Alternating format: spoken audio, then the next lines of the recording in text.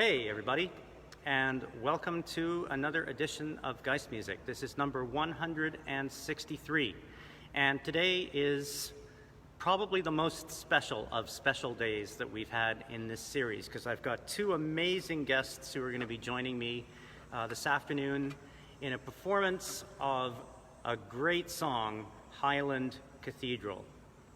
Now, amongst other people, this was requested by Mr. Ren McDonald of Austin, Texas. So Ren, this one is for you, as it is for so many other folks out there.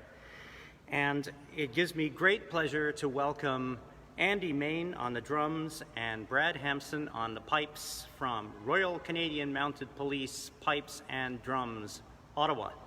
So we're here at Southminster United Church. I'm going to be cranking it out on the organ once they get going.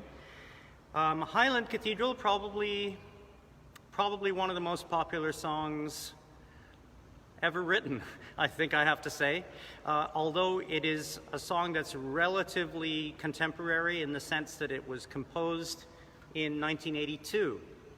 So when we think of the pipes and we think of those great Scottish, gung-ho type songs that get everybody galvanized and ready and feeling full and red-blooded. We think of Scotland the Brave, or Flower of Scotland, perhaps. But this Highland Cathedral actually was written by a pair of Germans. Can you believe that? Ulrich Rover and Michael Korb.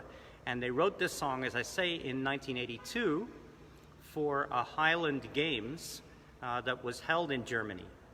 And of course, we have Highland Games all over the world, because not only there are people of Scottish ancestry, but people who are familiar with Scottish culture and really value it and make a big deal of it on annual occasions, or even more frequently than that.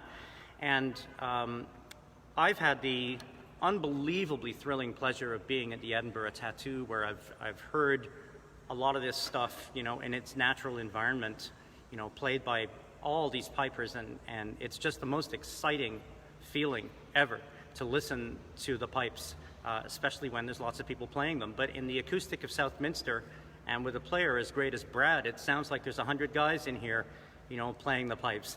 And Andy is keeping up on those drums, and we just feel like marching around the neighborhood. It's just really exciting. So another thing about this song is that the Royal Hong Kong Police Force, that is to say before 1997, had this song as their ceremonial piece of music. And the last day of British rule, as I say, in 1997, as the flags were taken down from the governor's residence in Hong Kong, this song actually was played. So as we hear a lot about Hong Kong in the news today, and the threat to democracy that there is, and the people who really crying out for their freedom, this song actually echoes some of the sentiments of 1997, when the people of Hong Kong wanted Hong Kong to stay the way it was. And so let's hope that it does. This song actually reaches out to them, and we're playing it in unity with them. Also, the funeral of the Grand Duke of Luxembourg, Grand Duke Jean, in May 2019, this was the song actually played at the end of that funeral. And most poignantly for us, back in February, a great friend of Brad's and mine, Father William Fairley, who was pastoral vicar of Christ Church Cathedral, passed away, and at his funeral, which was attended by hundreds and hundreds and hundreds of people, Brad gave one of the eulogies and led the procession out with this song. It was one of the most moving musical events of my entire life, being there in the congregation. So we're thinking about Bill and his family as well as we perform this afternoon.